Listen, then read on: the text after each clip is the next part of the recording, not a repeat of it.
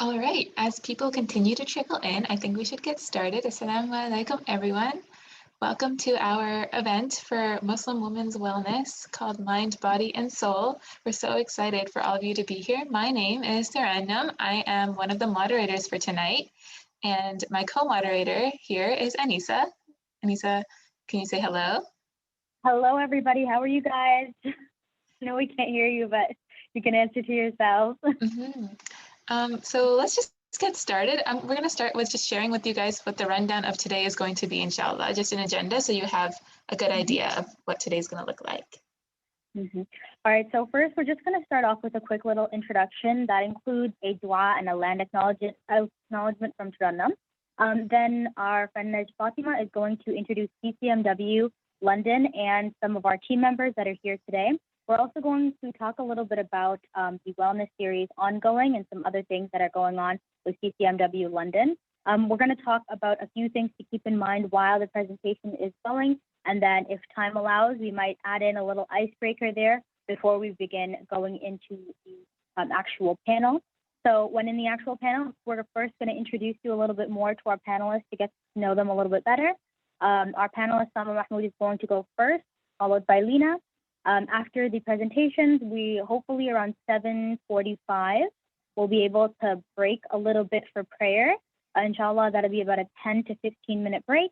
And then we can move into our Q&A session where you all can ask questions from the panelists today. All right. So I'm just going to begin with a very short dua. Bismillahir Rahmanir Rahim. Wa ashhadu an la ilaha illallah wahdahu la sharika lahu wa ashhadu anna Muhammadan abduhu wa rasuluh. I bear witness that there is no God except Allah alone without any partners, and I bear witness that the Prophet Muhammad sallallahu alaihi wasallam is his servant and messenger. I would also like to begin with a land acknowledgement because, as we are all aware, the London, Ontario, where many of us are located right now, is actually the traditional lands of the Anishinaabeg, Haudenosaunee, Lenapehoak, and Attawandaron peoples. And these lands are connected with the London Township and Sombra Treaties of 1796, along with the Dish with One Spoon Covenant Wampum. And so with this, we as CCMW London, we respect the long-standing relationships that Indigenous nations have to this land as they are the original caretakers. And so we acknowledge historical and ongoing injustices that Indigenous peoples in Canada endure, and we accept responsibility as a public organization to contribute towards revealing and correcting any miseducation, as well as renewing respectful relationships with Indigenous communities through our teaching, research, and community service.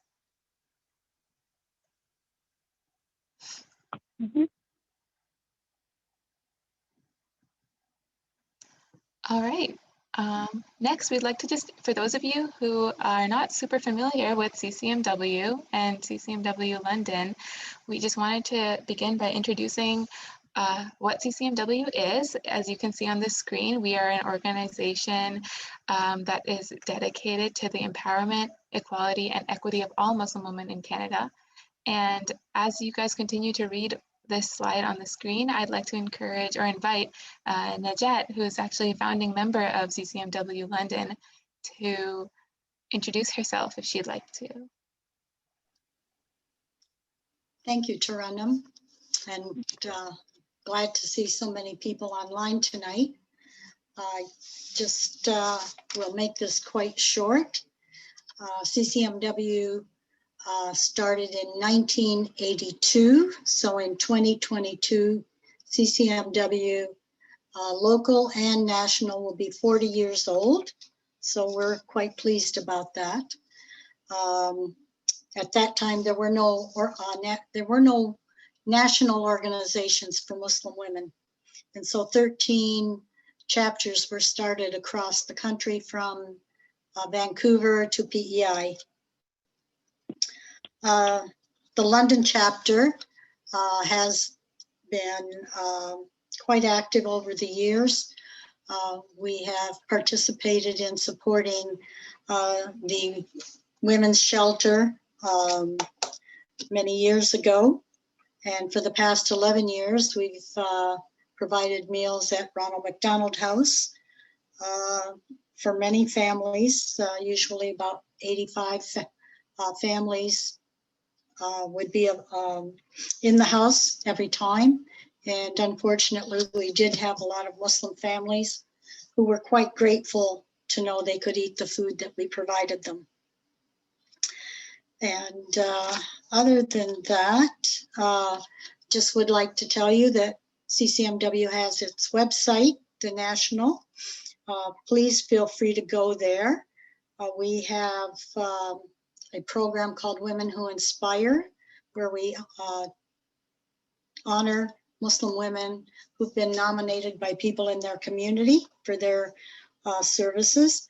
And there's also a scholarship fund, which for any of you who know university students, we would certainly like to have them apply. And I think our website is set up pretty well. And I should say we've had 5 or 6 of our members sit on the national board. So there's always that opportunity. And thanks to Taranum for giving us the opportunity to give a little bit of insight. Thank you, Najat. Next, I'd like to introduce our CCMW London chapter president, Asiya, to just say a couple words to say hello.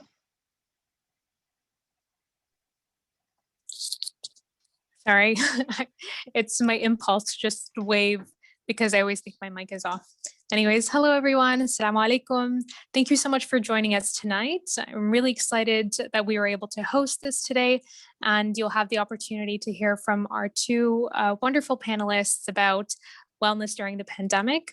I myself really need to, take into consideration some of these tips that they're going to share with us, because I know I've been burnt out. So many of my friends, so many of my family members, it's a very, very tough time. So this was kind of our way of, making sure there are supports available and letting everyone know at home that there are places you can go, to at least have access to a community space. I think that's one of the main purposes of CCMW. And we're starting new, and we hope that you can join us at many of our other events, that you can join our mailing list, join us as a formal member. As Najat previously mentioned, we have so many great initiatives happening, whether it's the 2021, the Women Who Inspire nominations. I would love to see someone from London being nominated here. So take that into consideration. And there are many great projects like the Dare2 project, which is the digital anti-racism education project that a few members of our London team is a part of. And if that's something that interests you as well, we'd love to see you join in. And of course, there's so much room and potential for growth. And we hope that you can,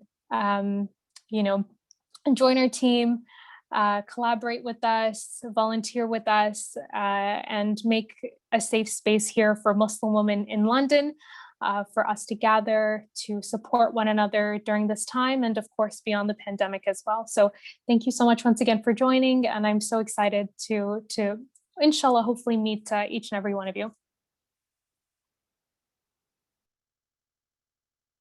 And thank you to Taranum and Anissa for moderating, of course.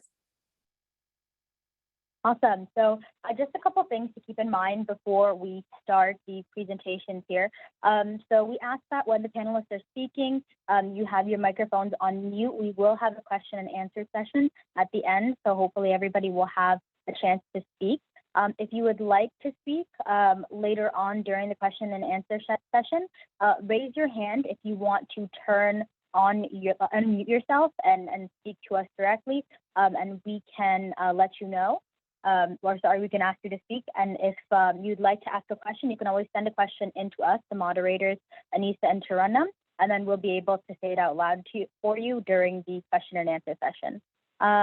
Now, first off, during the question and answer period, just one question per person to the panelists in the beginning. And if you guys want to let us know which panelist the question will be directed at, or if you want to let us know that the question is directed at both the panelists, you can also let us know then. It is first come, first served basis, so hopefully whoever we see first will be able to speak to. And then finally, in general, just keep time cards in mind. So we are hoping when everybody is asking their questions that they'll keep time in mind, just because we want everybody to be able to speak a little bit. And then finally, in general, just be respectful, though I have no concerns there. I'm sure everybody will great today. And also have fun. You know, it's a little bit of a social event as well. So definitely have a good time, all right?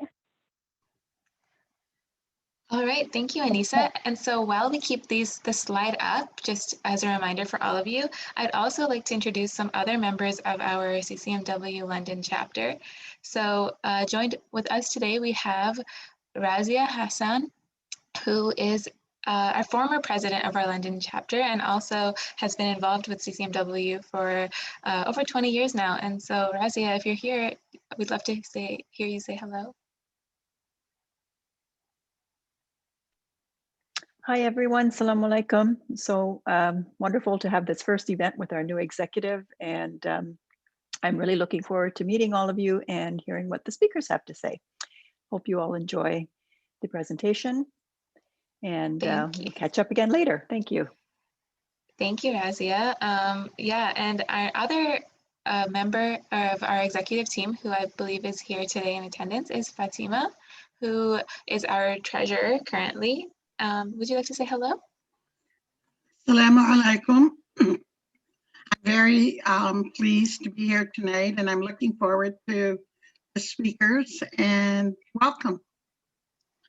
It's an honor to have all of you here. It really is. Thank you so much, Fatima and Razia. So yeah, just to reiterate, we are still growing our team, and if any of you would like to get involved, please feel free to reach out to any of us. We will provide all of our contact info later on in our presentation, inshallah. All right, so let's carry on with our presentation. Yes. All right, so just to quickly introduce our panelists, I'm sure you guys saw the emails that we sent you, but the first panelist speaking today is going to be Salma Mahmood. Now, Salma is a registered dietitian currently working as an inpatient dietitian in medicine. She did her undergrad and her master's in food and nutrition here in London, Ontario at Western University.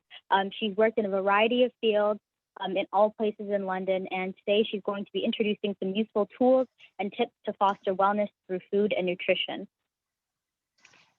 Yes, and our second speaker today is Lina Saaduddin.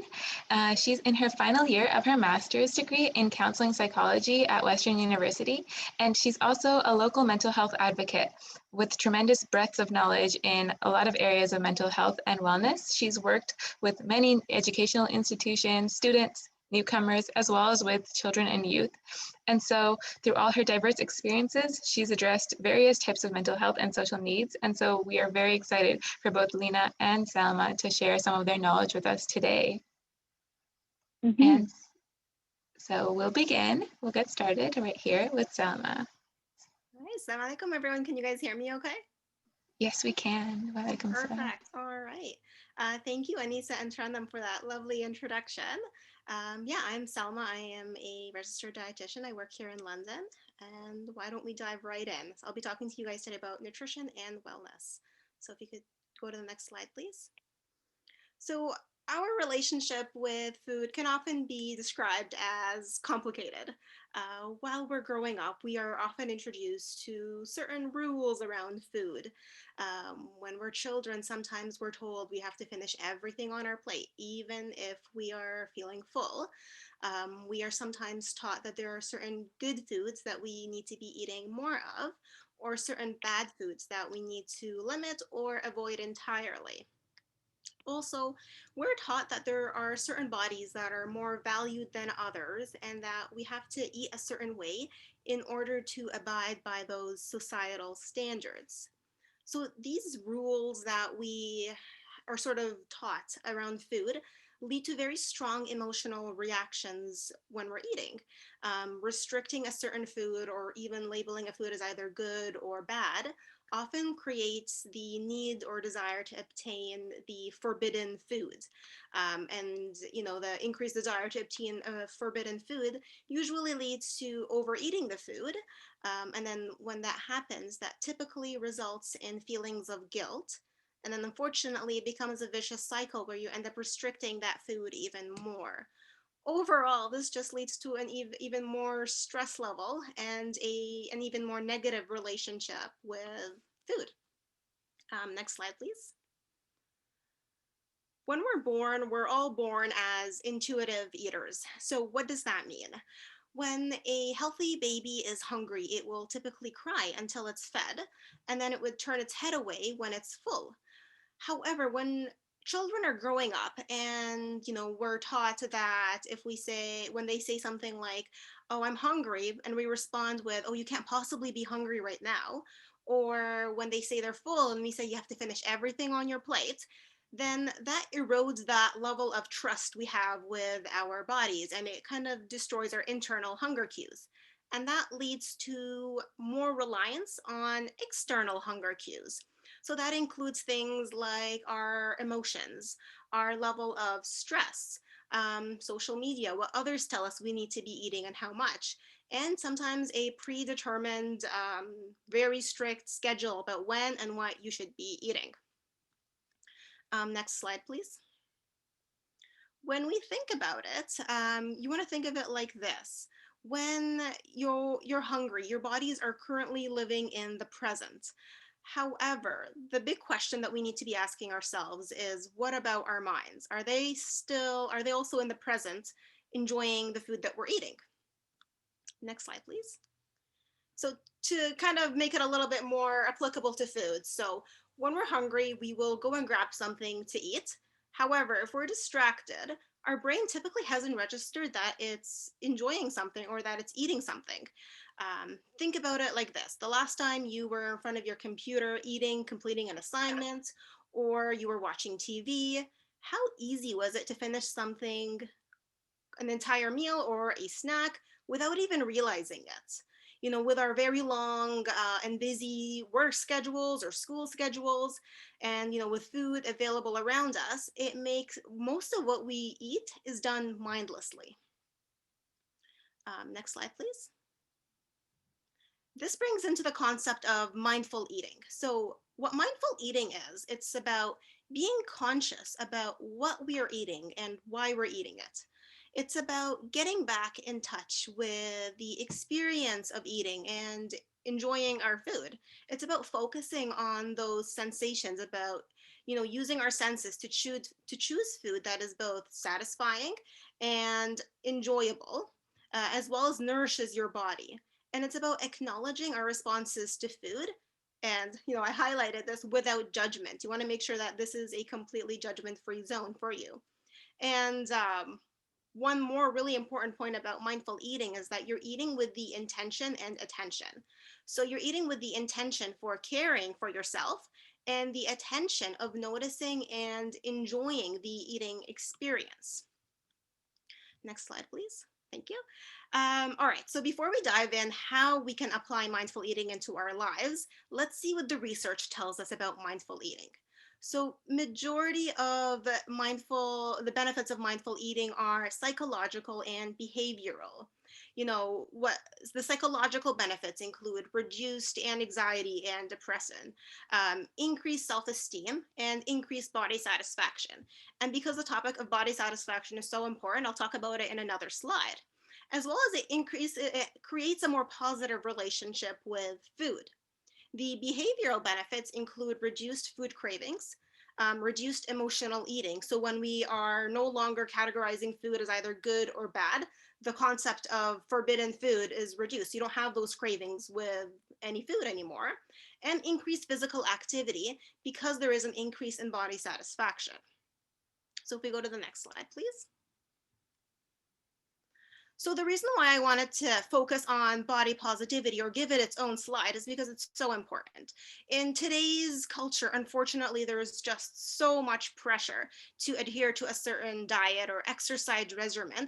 And even there are so many unrealistic and potentially harmful body images. This often leads to restrictive eating behaviors. And ultimately, this leads in a loss of awareness or a decreased connection with our internal hunger cues. Instead of listening to what our body is telling us, we're relying more on those external hunger cues, which often leads to a disconnect between our body and our mind.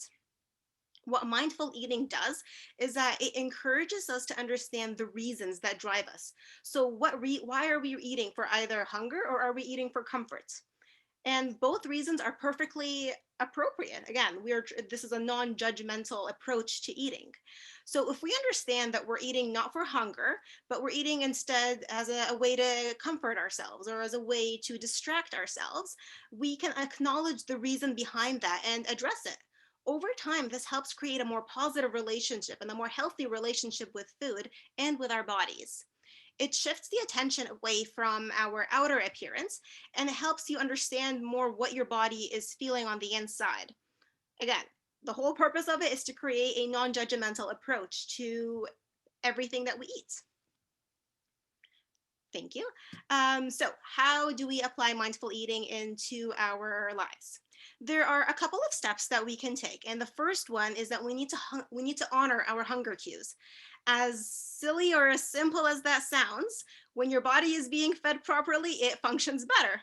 Years of suppressing your hunger through dieting or restrictive eating can make your hunger cues a little bit wonky.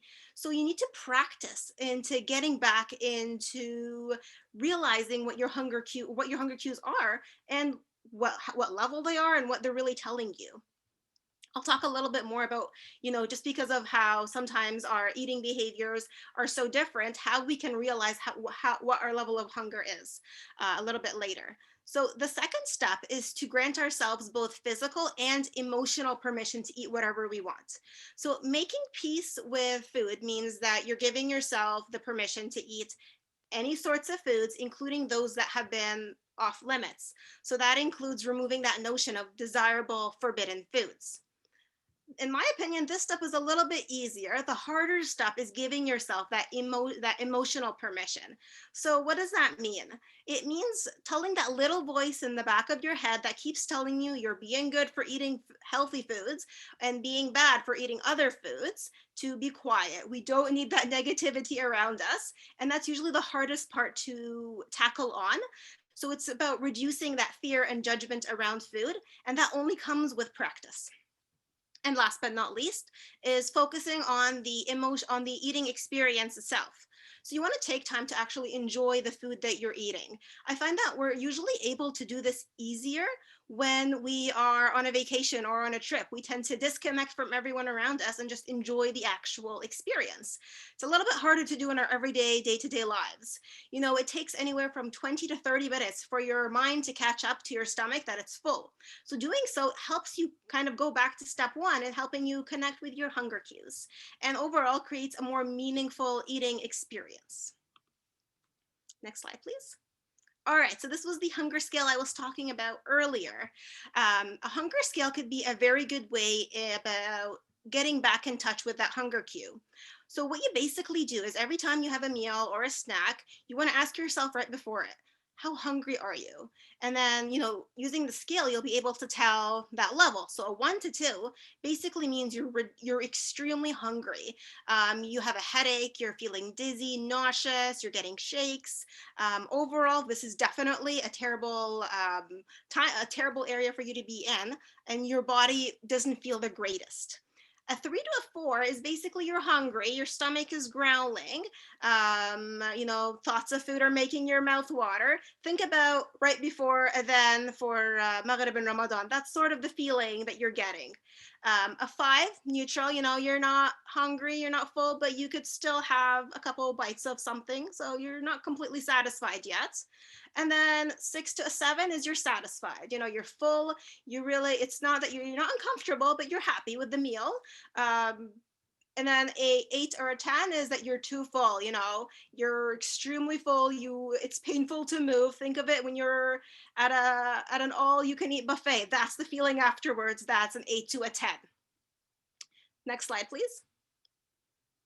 So we talked about the steps and how to apply mindful eating. I thought it would be important to also talk about how different it is a little bit during a pandemic. So no matter how normal or what a person's mental health status is before, no one is really immune to the psychological toll that social isolation and quarantine has on them. So when the COVID-19 lockdown initially began, we saw a lot of reports on the media of people stockpiling foods from the grocery stores. People were tending to go for, energy dense, shelf stable foods because there was a fear that food would run out. That created now an abundance of those foods in a household. The other part of it at the same time is the lack of, or the existence of uncertainty. So all of this uncertainty, all of this stress results in more emotional eating. And, one of the more important parts of it is the lack of social contact, especially at meal times. Food brings people together, and not having this around is very, very difficult. So when we don't have as many people around us, or we don't have that social interaction, we often rely on other means. So things like whether it's on your phone or on your watching a show or something, and we usually have that as a way, as sort of background noise while we're eating, which sometimes does lead to mindless eating behaviors. So how do we address this? Next slide, thank you. So the first thing is the concept of making time for yourself in the day to eat. So with a lot of people working from home now, office hours tend to blend into our regular hours, and we find that sometimes we are 8 p.m. and we're still doing office work from home. So we often need to create times where we're only eating. Schedule it into your calendars if you need to. Reserve time to eat with your family. If you have friends that you can be able to talk with on Zoom or any sort of social media, you can have that and have a video conversation with them as a way to tackle that social isolation piece of it. The second part of it is the hunger scale that we talked about. Often during a pandemic, when we have a little bit more free time on our hands, we do notice that we may be eating out of boredom versus actual hunger. So if you're reaching for something to grab to eat, you want to ask yourself, am I really hungry, or am I just bored or stressed? Again, no judgment. If you are bored or stressed, it's still okay to eat something, but it's that question that helps you reflect, and then create a better positive relationship with food, as well as try to figure out other alternatives. So whether or not, because you're bored, would you be able to talk to your friend? Would you be able to do something else instead? And then last but not least, if you're craving food for comfort, by all means, go ahead. But the most important thing is about being mindful about it. Enjoy the actual food that will comfort you. If it's a scoop of ice cream or something, have it and enjoy the experience so that, you get to savor every piece of it. And then obviously, and most importantly, is being kind to yourself. It's not realistic to expect someone to never emotionally eat during these extremely stressful situations, but it's important to acknowledge the reason behind it, as well as be non-judgmental when it does happen. All right, I think this was a very important slide to put in here, is that we need to make sure that we're not turning mindful eating into just another diet. So how does this happen? It's by creating rules, or mindful eating rules. Things like, I can only eat when I'm hungry, or I have to stop eating when I'm full. Again, the purpose of mindful eating is about increasing awareness of your internal hunger cues and your fullness cues. And it's about removing judgment from eating and creating an overall more positive eating experience. And by doing so, we can't focus on creating rules, as well as not focusing on just weight loss as a primary outcome. Remember, it's about bringing intention and attention to everything that we do. And last but not least, I will leave you with a little exercise you can all do on your free time to help you get into touch with mindful eating. So you really, as silly as it sounds, you want to picture yourself as being as a judge on one of those prestigious cooking shows, and you're about to try one of these dishes that one of the contestants has prepared. Instead of a prestigious, extravagant dish, you're going to do it with a strawberry or a piece of cheese or a chocolate, a raisin if you like. And then you want to ask yourself some of these questions. You know, what does it look like? How does it smell? Do you notice a change when you look at the food? For example, if I'm looking at a piece of chocolate, I'm going to notice my mouth starting to water a little bit. And then you place that piece of food in your mouth and don't chew it. Let it sit there for 30 seconds. It has to be a minute for chocolate. Give it time to melt. And then you start chewing. And then you, after that, reflect on how did you feel when you ate that food? What happened after you started chewing? And finally, how does that compare to your typical eating experience? All of those little pieces sound a little bit crazy and a little bit, dramatic to do, but that helps you get in touch with that mindful eating behavior. And the reason I have a picture of a raccoon in there is because I find raccoons are extremely great mindful eaters. Every single video or picture you see of them, they are thoroughly enjoying the eating experience. And that's about it. That brings me to the end of my presentation. Thank you guys for listening.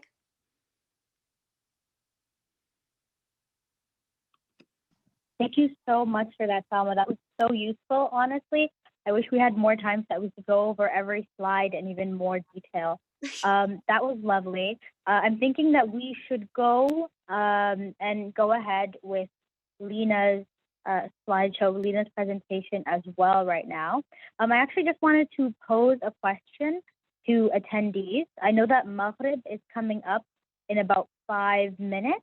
And Lena's presentation will take closer to about 15.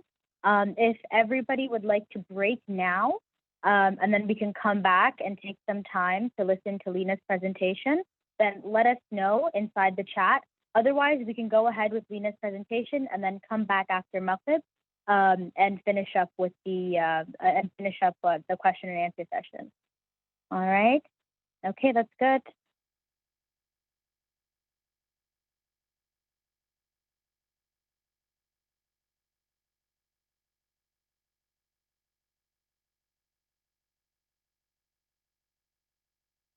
The presentation was great, honestly. Yeah, definitely. Thank you, Salma, for that. That was so lovely. All right. I think, though, it's looking like most people are saying that they're okay with us continuing with Lena's presentation, and we will take a break later. So let's continue with that. And yeah, Lena, if you're ready, you can unmute yourself at any point. Yep. Can you guys hear me? I can hear you. Okay, perfect. Well, Salma, you did a great job. And I'm so sorry for all the attendees because my presentation is going to be so boring compared to that with all the colors and the food. But yeah, we're going to be focusing a little bit about the mental wellness. I'll talk a little bit about the body, but thank you, Salma, for just touching on that more. Yeah, we can start with the next slide that I know. Okay. So starting, we're just going to define what is mental health. It's a state of your emotional and psychological well-being. The universal definition of mental health is the state of well-being in which an individual realizes their own abilities and can cope with the normal stressors of life and work productively and are able to contribute to their community. So what is mental wellness then? It's the next slide. Mental wellness comes from the feeling of being balanced, connected to others, and ready to meet life's challenges. Mental wellness goes hand in hand with physical health. For example, when you eat well, get enough sleep, and stay active, your mental health improves. Following a healthy routine that works with your mind and body improves your sense of well-being by boosting your self-esteem, your sense of control, and dealing with stressors. Also, we're still in the yeah. Things that I know. Also, social supports are also important for your mental wellness. To have family members or friends or even supports like this group is very important for your mental health and to maintain a positive outlook to life. I just wanted to add that it's important to keep in mind that life has its ups and downs. So some days we might feel like we have it all figured out, but then other days we feel like we are not in control and it's just not our best days.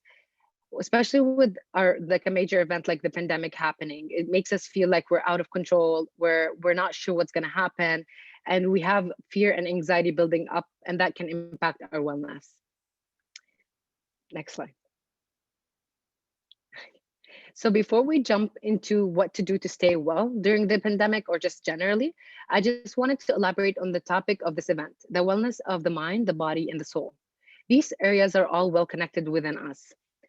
So the mind represents our mental and psychological health, the thoughts and emotions that we have and how they impact our daily behaviors in life. The mind is the body's compass to survival and development, where the body focuses more on the physical health aspect, the food we eat, the rest we get by sleeping, exercising, and so on. The soul is where spirituality and deen comes in.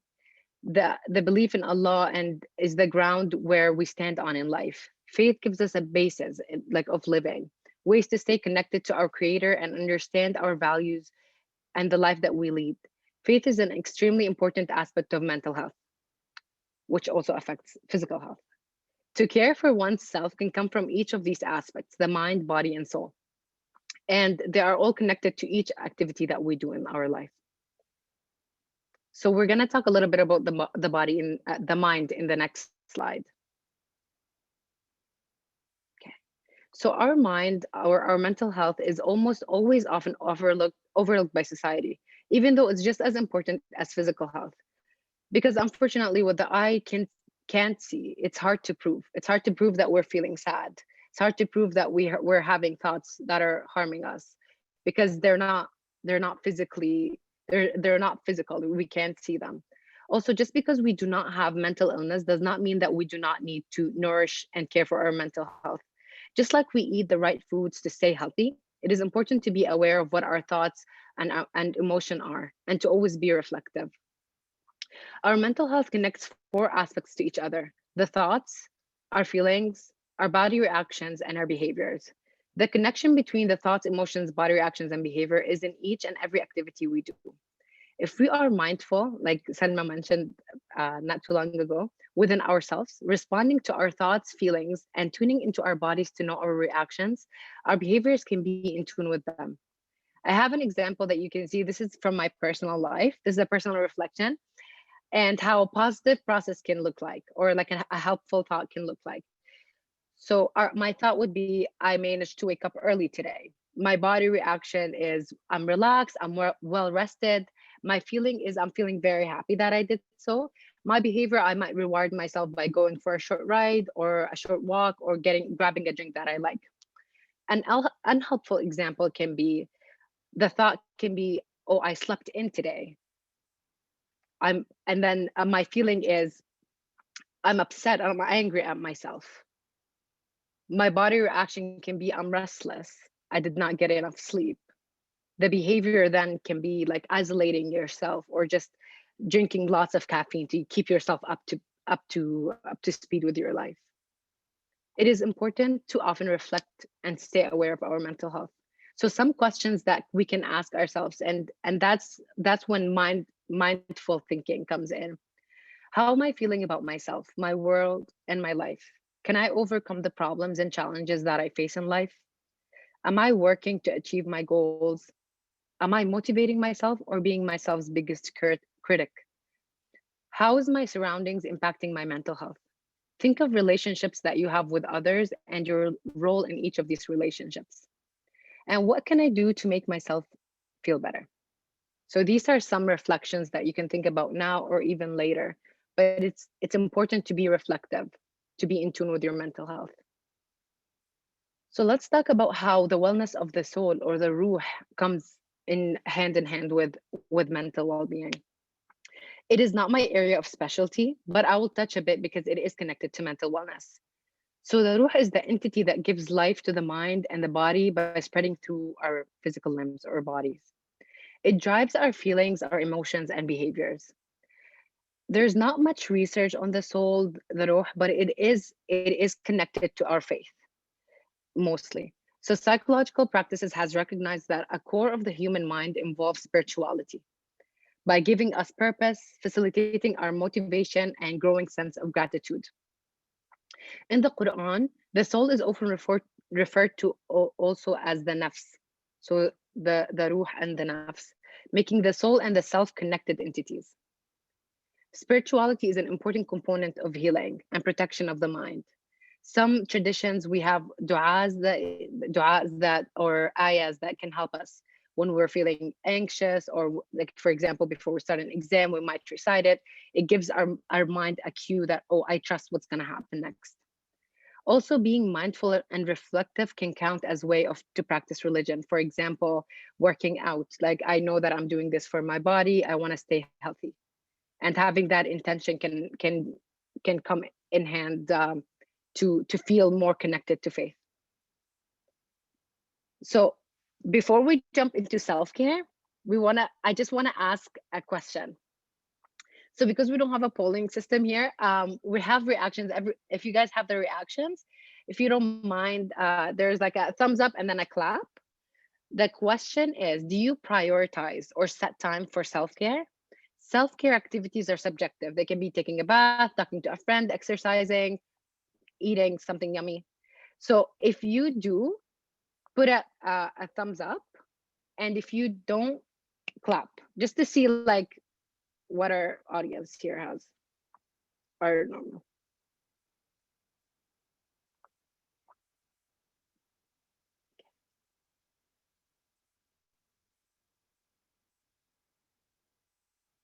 Thank you guys for sharing. So I see a bit of both.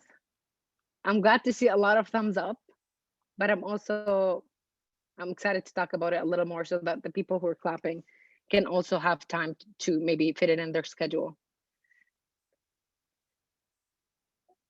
Okay. I see in the chat, you say, and that often happens, like when we don't care, when we tend to prioritize others before us, and that leaves us last on the list of taking care of who we care for. Someone raised their hand. Did you guys want to share something, or was it like a part of the interaction? Just wanted to ask. Okay, I guess it was a part of the interaction. Okay, so we can go to the next slide about self-care. And this is also an interactive exercise. Okay, so we have a table here, and you can share in the chat section some self-care activities that can be done in the areas of the mind, body, and soul.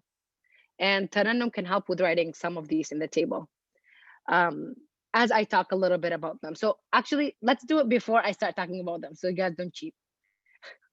You guys can share some. So the mind can be like mental health, like how do you take care of your mental health, or something that, and they can be, of course, overlapping. Like I said, like taking a walk is something that helps the body. Reading, that's helpful. Being organized, journaling, these are great ones.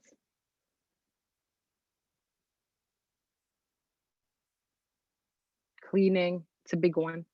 It's a relief for so many of us. Listening to calm music, again, using sensations to feel that like connection to your body, to yourself. I love that. Exercise, eating ice cream. Okay, I love all of these. You guys keep them coming, and I'm gonna start talking because I'm aware of time. So just to start with the mind, okay, I'm gonna start each of these aspects with a reflection in a way where you can think of that, of how am I taking care of myself? How am I taking care of my mind right now? So how do you make yourself feel better if you are feeling overwhelmed or stressed? That's one question to ask yourself. Are you often aware of what you think or feel? Can you take actions on the unhelpful thoughts that come into your mind? So one aspect that people have been talking about right now because of working from home, it's a very big topic, and it's setting boundaries. A big aspect of self-care during the pandemic is setting boundaries. It's important to set boundaries within yourself and others. So learning how to say no, learning when it's enough for you to take on more and more than you can handle. And always remember, like لنفسك حق عليك, like you need to give yourself some care, because you need to care for yourself. It is important to have clear communication with others. Start by knowing your own boundaries. So for example, if I like to sleep at 10 p.m., I will inform my partner or my family. They know that I sleep at this time, so they will not schedule an event that I will attend at that time or just stay late, because I need to rest well, or I turn my phone off when I sleep. It's also important to be self-aware. So being aware when your minds need to rest or slow down. And Selma touched on this a little bit, the self-kindness. It's important to acknowledge and validate your experiences and thoughts. For example, I'm having a bad day, I need to rest. It is okay that I'm feeling like I need to take some time alone from my kids, my husband, my parents, or siblings. I need to recharge. So listening to those instincts inside of you and talking kindly to yourself. So detect the thoughts that can be harming to your well-being. And by saying detecting, it's like notice what you're talking, like what you're saying to yourself. So for example, if I didn't pray, I might tell myself, oh my God, like I'm a bad Muslim, like I missed prayer. But replacing it by a thought that says, well, I can pray the next prayer and make it up. And I'm doing my best. Or the same thing, like I didn't make food for my kids, I'm a bad mother. It can be replaced with I'm doing my best of my capabilities to be a good mother. It is often hard to talk to yourself kindly. We're always used to talking to ourselves in such like a go, go, go, or like you should do better, you should be better. Imagine that you're talking to a friend or a dear person to you when you're talking to yourself. That can be a good leading point. And in terms of the body, a reflection would be what care do you provide to your body to thrive? Setting a routine, your body's expecting a certain rhythm, sleep, early work, or bonding with your kids, and being aware with when your body needs to rest. In terms of the soul, a reflection can be what am I doing to nourish my soul? Strengthening aspects that revives your spirit by religious aspects, going to prayer, or even setting a specific time to read Quran, for example. It also helps with feeling an inner deeper connection with the creator. So to the next slide, how do we stay well during the pandemic? Each and every one of us can stay well in different ways. And so some of the things that like I listed a bunch of things here that you guys can take a look at, but of course it's not the only things that you guys can do. So maintaining a routine, finding a way to get out of the house, finding some time to move, dressing for the social life you want, and it's for yourself, connecting with others, staying hydrated, eating well, finding humor because it's a tough time now. And there's a term that's called radical acceptance, and it is like basically it's encouraged to accept everything about yourself, your current situations, and your life without question, blame, or pushback. This is also, it's helpful that we have a religion because we have that iman in qadar, and we know that everything happens for a reason. We can trust what's happening to us now. And then if you guys wanted to share any tips, if you wanted to add it in the chat, I know we're just tight on time. The last section of my presentation is just some resources. So internal resources, meaning that you can have it within your home. There's some support lines that you can reach with the phone, and there are some mindfulness applications that you guys can use. Also, I'm gonna share in the chat a link that you can open, and then on your own time you can do like there's a survey there that can measure your wellness level. And always remember this, your wellness level goes up and down with time. So just to stay in check with what are the things that you should be looking at. So here's the link. Yeah, and in terms of walk-in services, there's a walk-in clinic for counseling 24/7. And then there's MRC where I work, the Muslim Resource Center, and that also has psychological services that you can reach by reaching their number. Can be found online. But I'm gonna also leave my email in the chat if you wanted to connect or touch base for any resources. Thank you guys for listening. I felt like I took too long. I've been talking for so long. So thank you for bearing with me.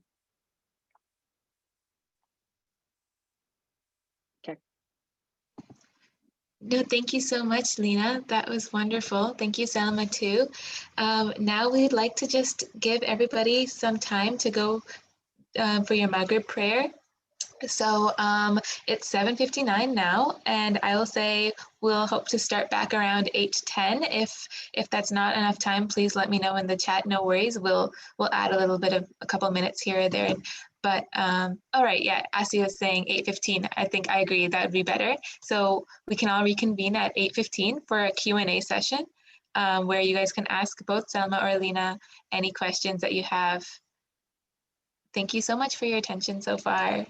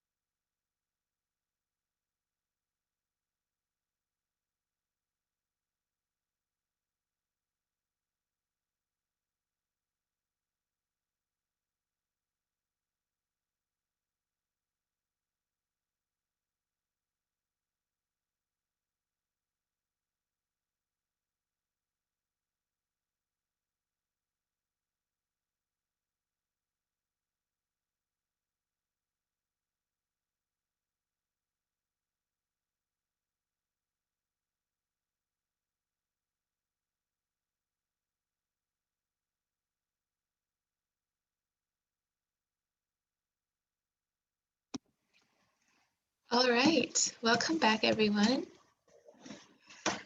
So we will now, I'm going to stop sharing my screen here. And we now wanted to give everyone an opportunity to ask Salma or Lena any questions that they would like to. So in this, we ask that you either raise your hand, and when we address you, you can unmute yourself and ask your question, or you can type your question in the chat and we'll try our best to keep up with the chat to read them aloud as we go.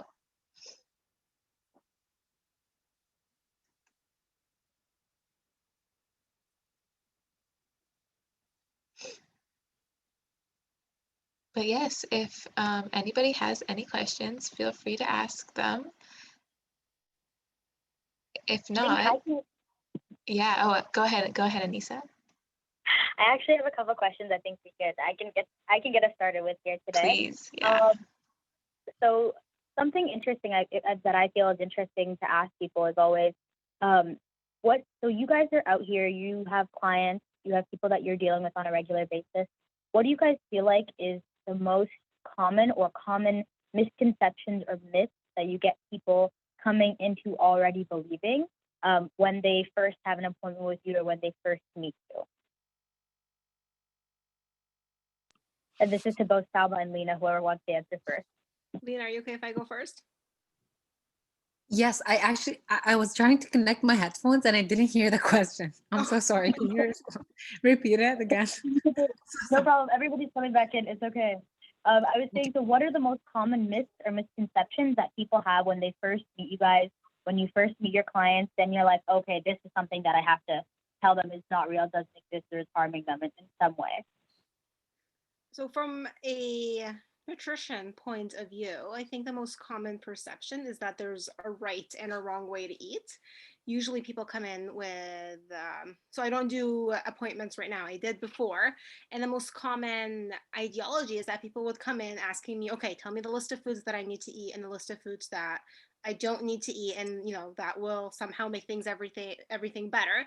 The problem is that our mind plays such a huge role when it comes to our eating, and when it comes to different symptoms as well. So people don't realize that that relationship with food, that stress level, often plays such a huge role into how, again, even physiological symptoms, like whether it is heartburn, or whether it's upset stomach.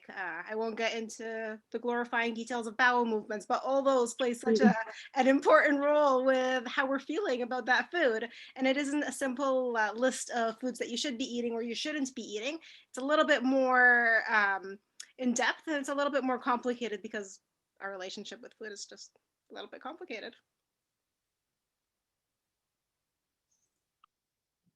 Thank you. Thank you. In terms of mental health, or like people who are coming in, it's not a misconception. It's just something that I just see a lot in people, especially during the pandemic.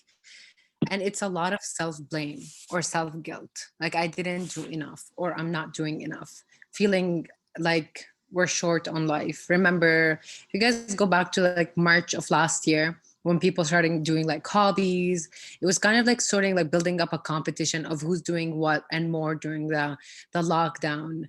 um or what can I do to use this time that I have off. A lot of people were like having that mentality, which was pressuring. We were having a lot of expectations of ourselves, and also maybe from other people, like that now that you're home, even though you work full time, now you feel like you're obligated to clean or do your laundry or do something that that you can do at home. So there's a lot more expectations, so people have a lot of guilt. I feel like that is, and they come without noticing that. So, and then that's when mindfulness or self-awareness has to come in, where it's like, okay, let's see, when are these thoughts coming in? What are driving them? Are you, and it's always like wanting to do better, and for like either like a future thing or like a past thing, so forgetting to be in the present. So that is a big aspect, that once people are like, okay, so let me focus on this right now, what's in my hands, what can I do right now, and what do I need? Because a lot of times it's like, oh, I have half an hour free, I can go and for a run, or I can do this, instead of just saying I need to slow down because I'm getting overwhelmed. So it's important to have that self-awareness. I love that. Thank you guys so much. All right. Are there any hands that are up right now? Can I add something, Anisa? Of course. Go ahead. On the chat, I'm just not going to disclose the name, just saying the concern, because I know that often when someone asks a question, a lot of people have it, and it's like judging oneself. So saying like, how should I be like more like this, or how can I handle this better? How can I be less self-critical? And again, like, it's hard to accept yourself overnight. There's nothing that our wellness, our growth, everything is never linear. We can love ourselves one day, and then the next day we feel like so insecure about ourselves. So that's something good to consider. But it's also good to know the patterns that you're talking to yourself. So if every day you're telling yourself that I'm not doing enough, or I'm not worthy, I'm not being a good mom, a good sister, or just like a good person, it's good to challenge those ideologies and thoughts of saying, oh, like, why am I saying like I'm not a good mother? I love my kids unconditionally, for example. That's one of the things. And acknowledging and validating your sense of giving. Like, you're already giving so much, but you're focusing more on the things that you're unable to give because your battery's done. Like, you need to recharge a little bit. So it's really important to be aware of these thoughts and to challenge them. Like, if you say something, oh, my friends don't like me, for example, or everyone is not taking my side, instead you can say everyone is preoccupied by the pandemic, everyone is having their own troubles, they're probably not free. So that is one aspect of it. Absolutely. Yeah, I think both Lena and Selma, both of you have kind of continuously highlighted and brought this to the forefront, that we really need to be kind to ourselves. and like listen to ourselves and compassionate towards ourselves. It's not like selfish to do that. In fact, it's good for you, but everyone around you too. If anybody has any questions at any point, please don't hesitate to just ask. If they're private or sensitive, you're more than welcome to message Lena or Salma privately, or either Anissa and I. We won't share your name. But I actually had a question, and it's kind of pertaining to the time we're in right now, related to the pandemic, for example. We're constantly overwhelmed with information. And I think in terms of just having access to social media and internet in general, regardless of a global pandemic, we always have so much information about food, about regulations, or like of what we should be eating or what we shouldn't be eating, or new trends, or like new buzzwords in terms of mental health. Do you guys have, from both of your perspectives, any tips on how we can begin to, just deal with this information overload that is from social media, from the news?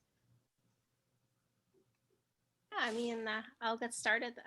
So yeah, definitely there's a lot of information out there about, nutrition, especially with this pandemic, because, you will hear a lot of things about you need to eat this to build up your immune system, or you need to eat these foods in order to avoid getting sick. Which again, there's nothing out there that will actually do this. The problem is, I find that is, again, with food or anything else, people think that because they get to eat food, they are also experts on it, so they're able to share information on it.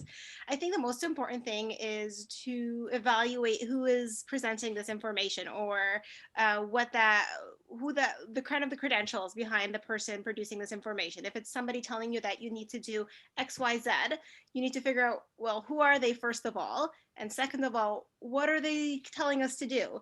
If they're saying that a certain food or a certain way of eating is going to cure something or prevent something from happening, if it sounds too good to be true, it usually is. And then, of course, yeah, and then doing a little bit more of your own research as well, looking for those looking for those more reliable individuals that you can rely on. So for example, if it's nutrition information, try to look for somebody with like a registered dietitian, or somebody that has had significant training in this area, or a medical professional that has like an expertise in nutrition.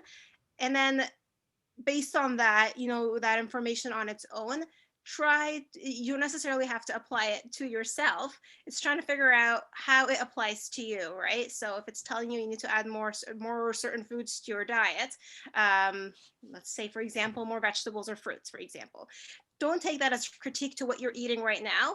More so use it as an opportunity to try to figure out what certain foods you like that are different, and try to enjoy them that way. Thank you, Salma, for sharing that. I think the biggest point that you shared is credibility, like just making sure that who is saying what. I think there was like an overload of information, definitely, not only information, but even in the news. Like if you're on Instagram, every day there's something happening, there's something new happening. You remember in 2020, even 2021, there was a lot of like negative news, or not necessarily negative, but things that just put everyone down on a global scale. People were trying to survive. They weren't thriving anymore. We're just trying to just live day by day. And definitely the excessive amount of information was there for a reason, because people are not receiving it from their workplaces. Now everything is online, so everything is condensed into these platforms. So we're not only seeing things about diets, we're seeing the news. We're seeing news from different countries, how the pandemic is affecting different places and different age groups. So there was a lot for us to process. But the biggest thing that I would say that would be helpful is knowing when you're exhausted mentally, because we don't know. Sometimes we go to bed and we're like, oh my God, what's wrong with the world? Like everything, there seems to be no hope. There seems to be like just so much that's going on. So it's important to notice the cues that your brain is signaling to you. You can set screen times, taking a break from social media, stepping outside, just like breathing a little bit. I know with the cold, we weren't able to do that, but now with the better weather, we can try to fit that into our schedule. changing our habits a little bit. So instead of, because we're used, for example, to scroll down social media, different platforms, limiting your platforms. So saying, okay, I might need only 2 out of my 3 or 4, limiting the screen time. Yeah, these are the things that I would think mostly apply. But definitely, if you guys had any, like in the audience, if you guys had any tips on how to maintain that overwhelming amount of information that you're receiving online, what have you done to maintain your wellness? This is a discussion, guys. I just want to remind you. So I like, just so you guys can share, because we all learn from each other here. Would love to hear from you guys. Yes, please share. I think someone spoke up. I feel like for me personally, one thing Lena spoke about, which was like boundaries. One would be like a mental boundary, which is like not just like not watching TV, not watching the news all the time, like having that like limit to yourself. Like for me, like I know I don't need to keep watching all these updates and stuff. It's not really doing me any good. So I rather just like focus on myself, do whatever I'm doing. Yeah.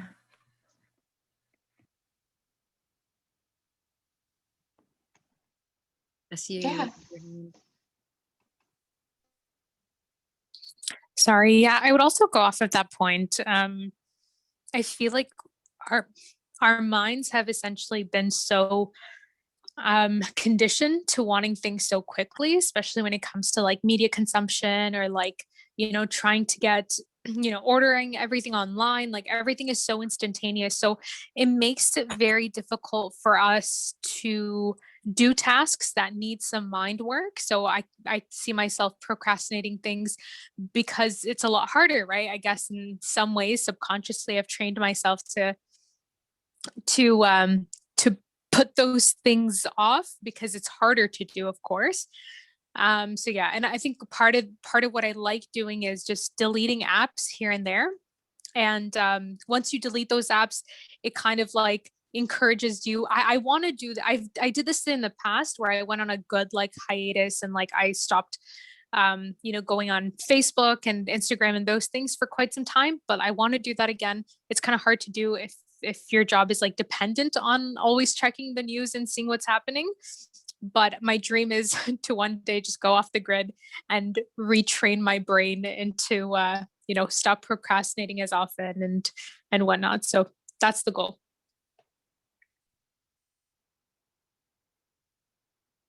Thank you, Sia, for sharing.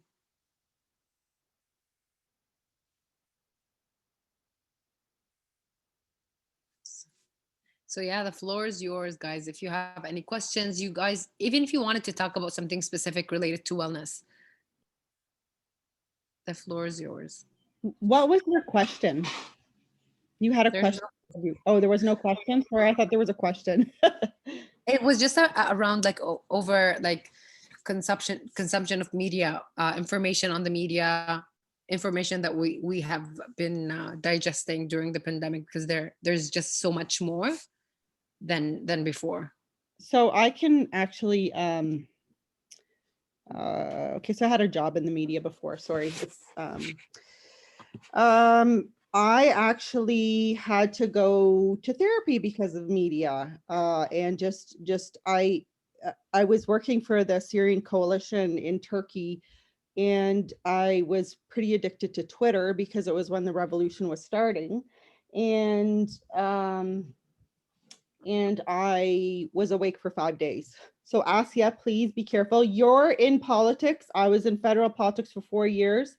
And that's when Blackberries just started. So we were already getting addicted to it and just going back. So you really do, like when I put my phone off, to me, it's like, it's freedom, right? So I don't know with my own children.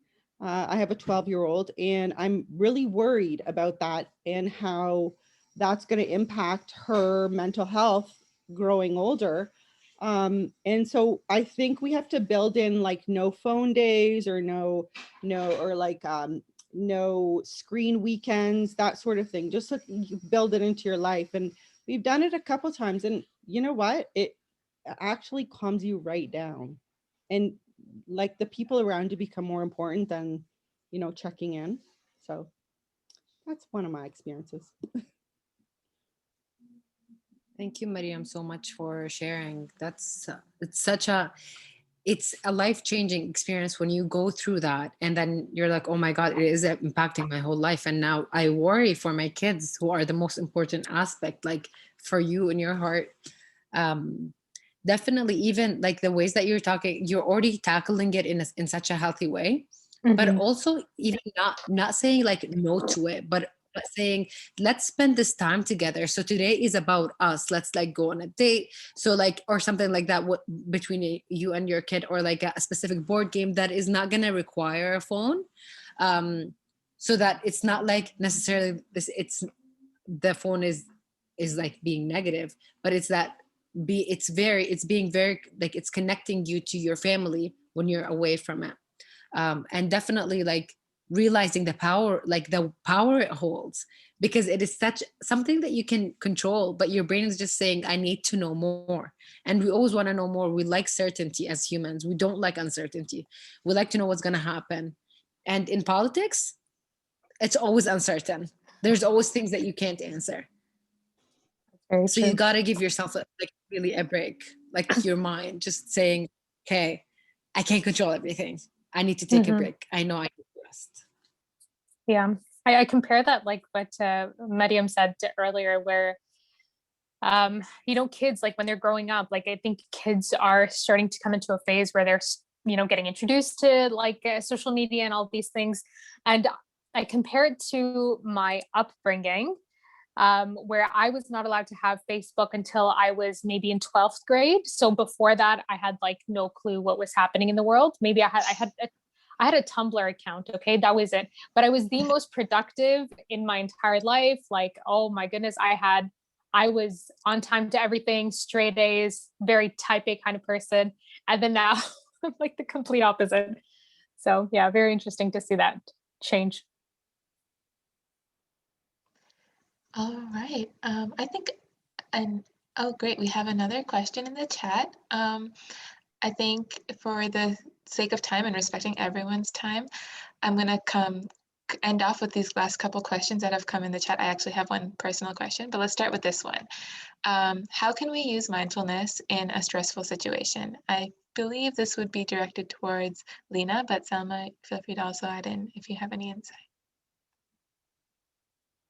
Yeah, and I think, Selma, you can also address that in terms of food. I know myself, when I'm stressed, sometimes I'm like, I need to eat something, or I need to I want to sense some sort of relief in terms of food. So maybe if you want to address that first, and then I can go into like more mental. Yeah, no, I mean, like I said, emotional eating does happen, right? Especially in situations with heightened stress. We have our comfort foods, things that make us feel better, that we will gravitate towards. I think it's important to, again, if we do have those comfort foods, it's okay to enjoy them, savor them, and let them sort of comfort us. It's their job, right? I think it's also important not to feel guilty after it happens, because most of the time, if we have a comfort food that I guess sort of we label it as a comfort food because we have it once in a while, we don't have it all the time, and then that becomes, it kind of elevates its status. So once we do have it, sometimes we overindulge in it. So the feelings of guilt afterwards can bring us down even further, where we feel really good in the moment when we have our comfort food, and then afterwards we don't feel as great. So I think it's important to acknowledge that it's okay to have food that will comfort us. It's okay to have episodes where we are emotionally eating, but sort of reflect on them and try to understand what sort of triggered our emotions to be like this, and sort of go backwards and figure out what's happening. And I think, Lena, you can help with more of trying to reflect on that situation and deal with that stressful situation. Yeah, and definitely we go through such stressful situations every day, whether it's like getting stuck in traffic, or just like feeling like some sort of shortness of breath, or or an exam. There's a lot of stressful situations that are coming up in life. And the way that we handle them definitely impacts our well-being and how we feel like in control of the situation, if that makes sense. So I think like one of the mindfulness activities in stressful situations can be using your senses actually, where like listing things that you can. I don't know if you've heard about that activity before of using sensations. So listing things like some things that you guys see, um, or like some things that you can smell, touch, taste. These are all things that will bring you back into the present, and that is what mindfulness is about, is being in the present rather than being stressed about a situation that's going to happen in the future or had happened, or like because sometimes that's what we're stressed about. But if it is in the moment where it's like I'm feeling like a heightened sense of anxiety right now, my breathing is rapid, I feel my palms sweating, or I can't focus, I'm flushed, definitely taking a little mental note of like, okay, this is happening in my body right now. Let me take a deep breath. Take a deep breath in from your nose, out from your mouth. This can be all done within like seconds, but you just have to be aware of what's happening within you. Or even like splashing cold water on your face, it can help you be grounded. And like some these aspects of sensations are really important. Absolutely. Thank you both for answering so wonderfully. So, being respectful of everyone's time, I did have one final question I wanted to ask you both, and I think it's a really good question because it kind of wraps up a lot of the themes we all talked about, along with a big part of our identity as Muslim women. So, the question is, as Muslim women in our community, it's not normal to seek therapy or to seek help externally necessarily. So, do you guys have any advice on that topic on how we can break that stigma or overcome that?